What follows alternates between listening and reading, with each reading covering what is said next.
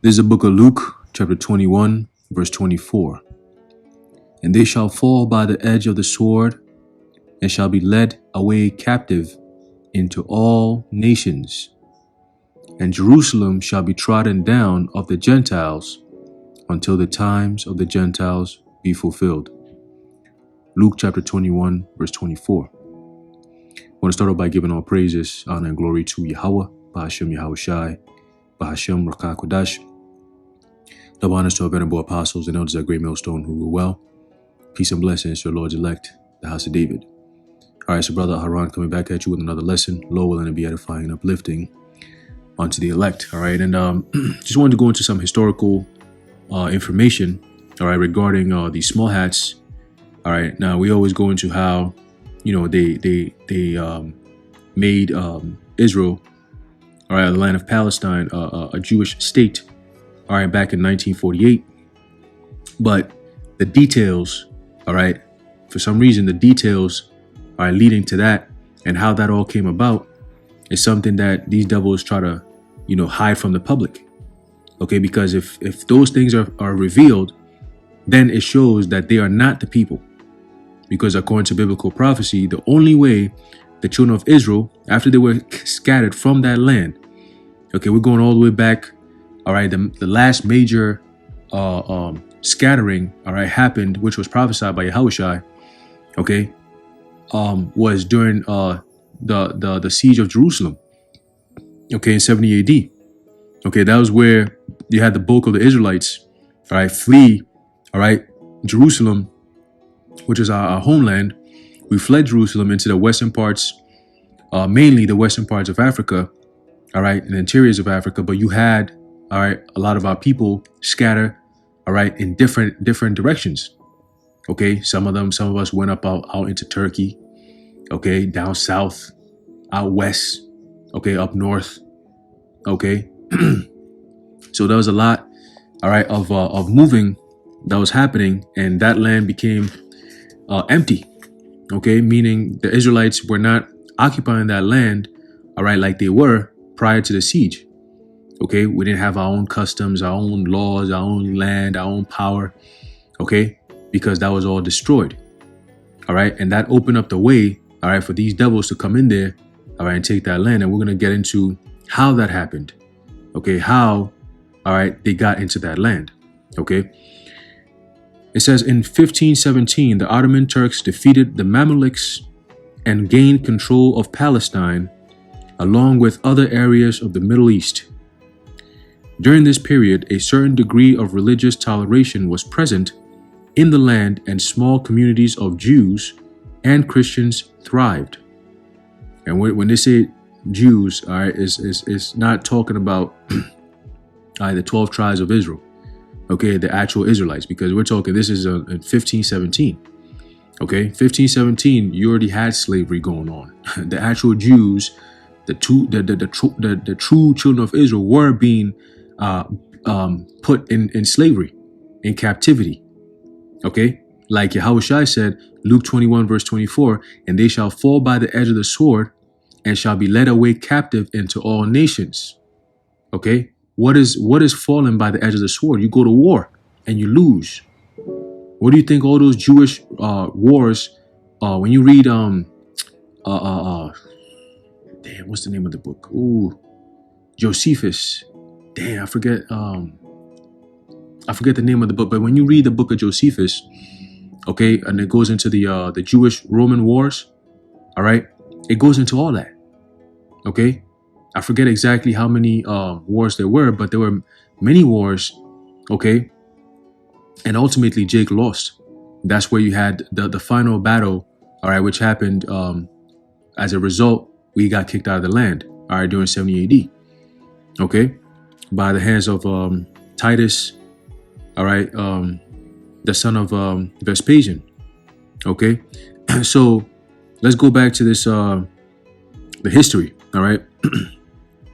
It says, in the middle and later parts of the 19th century, Zionism was spreading throughout Europe, and thousands of Jews were immigrating to Palestine with the goal of establishing a Jewish homeland here. Okay. At the same time, The land witnessed the rise in Arab nationalist groups, not only in Palestine but throughout the Middle East. When World War I began, Turkey aligned itself with Germany against the Western Allies.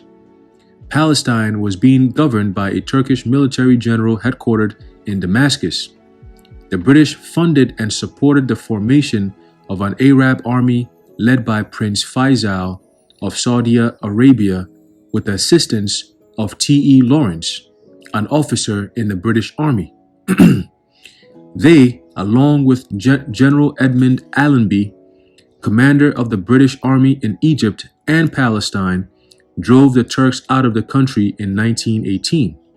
And that was pretty much at the end, of World War I. Okay, World War I lasted from 1914 to about right about 1918. Okay, and that is also biblical prophecy. It's written of in the book of Revelation, the 9th chapter. Okay, it goes into the First World War. Okay, it says during the war, a controversial proclamation was issued by the British Foreign Secretary Arthur James Balfour. Okay, read that again. Slack it 1 second.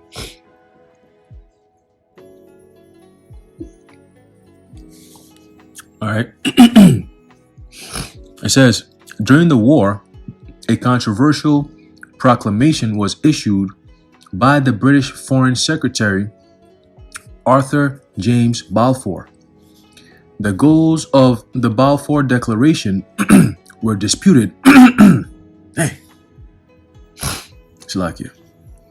It says the goals of the Balfour Declaration was disputed by Arabs and Jews. All right, and this is again, like I said, these Jews, all right, is talking about the small hats, the people that they don't want to be spoken of today. Like, who wouldn't want to be spoken of when they're in power? When you have all the power, when you run everything, you own the banks, the politics, the media, the entertainment industry, the sports industry, the music, the movies, everything there is on this earth. These people own it. All right. How do they own it? They have the money in order to buy things and own things, the medical industry, all these different things. When you actually go into it, and these are facts, when you trace these things, going back to the CEOs and the owners and the stakeholders and shareholders and all these different people, they all go back to so-called Jewish lineages. Okay, so-called Jewish. Okay, we're talking the small hats. Okay, and these are all facts. This is not a hate speech or, anti-Semitism like they try to push. Okay, these are all facts. Okay, you can always look it up. All right, you can Google it or you can duck go. All right, so let's continue. It says, Jewish people interpreted the declaration as supporting the establishment of a Jewish homeland in Palestine. Arabs refused to accept this interpretation. The British national interest in the Middle East was to have access to the Suez Canal. Therefore, they did not offer an interpretation of the Balfour Declaration in hopes of not alienating support for their interest from the Arabs or Jews. Okay? The end result of this confusion was the action taken by the League of Nations, which is today known as the United Nations. Okay? The League of Nations giving the British control over Palestine. Now you got to wonder, why would the British have control over Palestine? You see, and that's all going into what? The fulfillment of prophecy. Okay? Yahushua said, Luke 21 verse 24, and they shall fall by the edge of the sword, and they shall be led away captive into all nations. Okay, so the sword, the fallen by the sword, scriptures tell you that there'll come a falling away.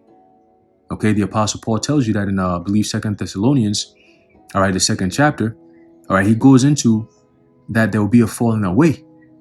And that falling away is us falling from our heritage. It started off by us getting kicked out of the land. And ultimately the Lord took away our heritage. The land was taken, okay, and then we ended up in captivity. So then we had to take on the customs, all right, of the nation that overtook us. And those happened to be the Edomites. Okay. So it says what? And they shall fall by the edge of the sword, and they shall be led away captive into all nations. So at the end of this, the word sword, there's a comma there. Okay. Then he makes another statement, and shall be led away captive into all nations, colon, and Jerusalem shall be trodden down of the Gentiles until the times of the Gentiles be fulfilled. So the question is, okay, so if they're not going to be there and they're going to be led away captive into all nations, then that means what's going to happen to their land, the land of Israel? Well, the Lord said, Jerusalem shall be trodden down of the Gentiles until the time of the Gentiles be fulfilled. Okay, let's see if we can get this in a different translation. Okay, the NIV says, they will fall by the sword and be taken as prisoners to all the nations. And who went through that? Who do we know actually ended up in some type of prison or captivity or slavery in human history? Okay, again, the facts. History repeats and the facts will reveal everything. Okay, it says Jerusalem will be trampled. This is the NIV. Jerusalem will be trampled on by the Gentiles until the times of the Gentiles be fulfilled. Okay, NLT, and Jerusalem shall be trampled down by the Gentiles until the period of the Gentiles come to an end. Okay, ESV, and Jerusalem will be trampled underfoot by the Gentiles until the times of the Gentiles be fulfilled. Okay, so there you go. All right, there you go. It says, let's keep going back into history. It says the period known as the British Mandate Rule began in 1922 and ended in the establishment of the Jewish state in 1948. Okay, so we're going to get a little bit information on what is known as the British Mandate Rule. Okay, the British Mandate Rule. Okay, or like we just put in the British Mandate of Palestine or for Palestine. All right, let's read a little bit. It says, the Mandate for Palestine was a League of Nations mandate for British administration of the territories of Palestine and Transjordan, both of which had been conceded by the Ottoman Empire, which are the Turks, following the end of World War I in 1918. The mandate was assigned to Britain by the San Remo Conference in April 1920. It says after France's concession in the 1918 Clemenceau Lloyd George Agreement of the previously agreed international administration of Palestine under the Sykes-Picot Agreement, or the Sykes-Picot Agreement, or Sykes-Picot Agreement. Transjordan was added to the mandate after the Arab kingdom in Damascus was toppled by the French in the Franco-Syrian War. Okay, and I believe, if I'm not mistaken, these wars, all right, go back into the Crusades. Okay, which, Lord willing, we're going to touch into that as well. All right, a lot of information that happened during the so-called medieval period or the Dark Ages. Okay, it says civil administration began in Palestine and Transjordan in July 1920 and April 1921, respectively, and the mandate was in force from 29th September 1923 to May 15th, 1948, and to 25th May 1946, respectively. Okay, and then they have a whole picture, okay, of the mandate, all right, of Palestine or for Palestine. Okay, it says in Palestine, the Balfour Declaration's national home for the Jewish people was to be established alongside the Palestinian Arabs who composed the vast majority of the local population. Scriptures tell you that I have made the, is it Obadiah? The Lord said, he has made thee small among the heathen. Okay. So it says this requirement and others, however, would not apply to the separate Arab emirate to be established in Transjordan. The British controlled Palestine for almost 3 decades, 30 years, overseeing a succession of protests, riots, and revolts between the Jewish and Palestine Arab communities. During the mandate, the area saw the rise of 2 nationalist movements, the Jews and the Palestinian Arabs. Intercommunal conflict in mandatory Palestine ultimately produced the 1936 to 1939 Arab Revolt in Palestine, and the 1944 to 1948 Jewish insurgency in Mandatory Palestine. The United Nations Partition Plan for Palestine was passed on 29 November 1947. This envisaged the creation of separate Jewish and Arab states operating under economic union, and with Jerusalem transferred to UN trusteeship. 2 weeks later, Colonial Secretary Arthur Creech Jones, Colonel? Is it Colonel? No, it can't be Colonel. Yeah, that's spelled different. Colonel is spelled different. Colonial Secretary Arthur Creech Jones announced that the British mandate would end on May 15, 1948. On the last day of the mandate, the Jewish community there issued the Israeli Declaration of Independence. After the failure of the United Nations Partition Plan for Palestine, the 1947 to 1949 Palestine War ended with mandatory Palestine divided among Israel, the Jordanian annexation of the West Bank, and the Egyptian All-Palestine Protectorate in the Gaza Strip. Okay, so that's all just a little information on the land of Israel and how these how these people actually got into that land. Okay, so let's keep going. It says, due to the this is going back to the book, the history. All right, it says, due to the confusion concerning which groups would have an independent homeland in Palestine. Well, guess what? The reason why there's so much confusion till today is because the true people are not back in their land. How hard is that to understand? How hard is that to understand? All this chaos.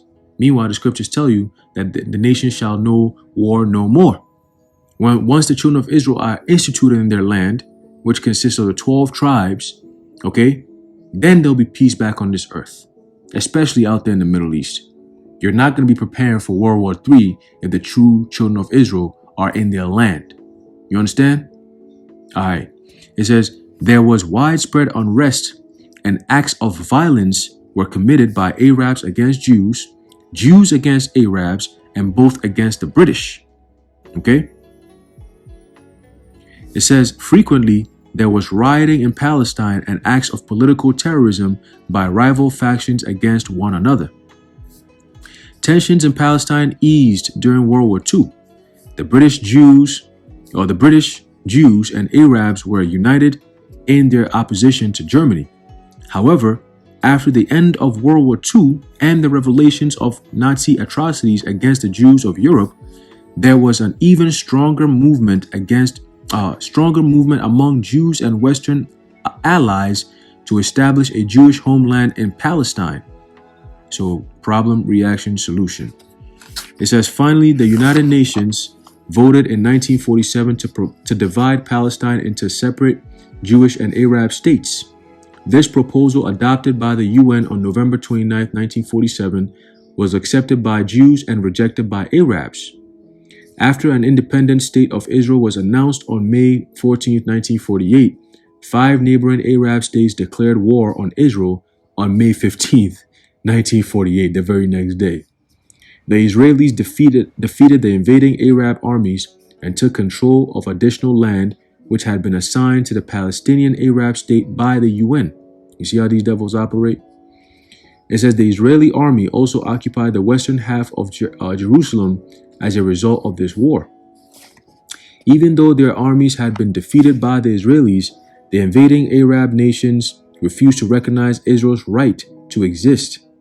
As a result of this non-recognition, there were to be several other major wars between Jews and Arabs.